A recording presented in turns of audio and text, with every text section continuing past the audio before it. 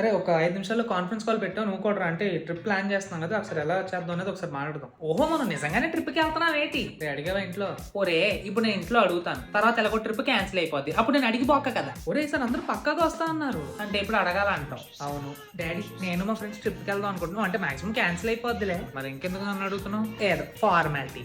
ఒరే sir వెళ్తున్నావురా, tickets కూడా book అయిపోయి కదా. ఇప్పుడు క్యాన్సిల్ చేసుకునే ఆప్షన్ ఒకటి ఉందా? ఇప్పుడు ఎవరికో ఒకరికి అవ్వలేదనుకో అందరూ క్యాన్సిల్ చేసుకోవాలి కదా. I'm telling that. అరే మన రాజేష్ ఉన్నాడు కదా. క్యాన్సిల్ చేస్తాడా? ఒరే కాదురా బాబు, వాళ్ళ తమ్ముడు ఉన్నాడు కదా. వాళ్ళ తమ్ముడు లేడు క్యాన్సిల్ చేస్తాడా?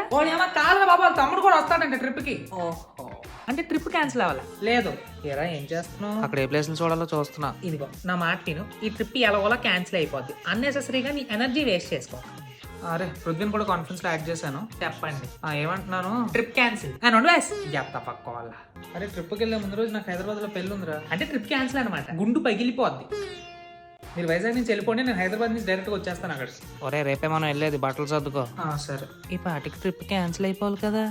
సబ్స్క్రైబ్ చెప్తే మీ ఫ్రెండ్స్ తో ట్రిప్కి వెళ్ళరు.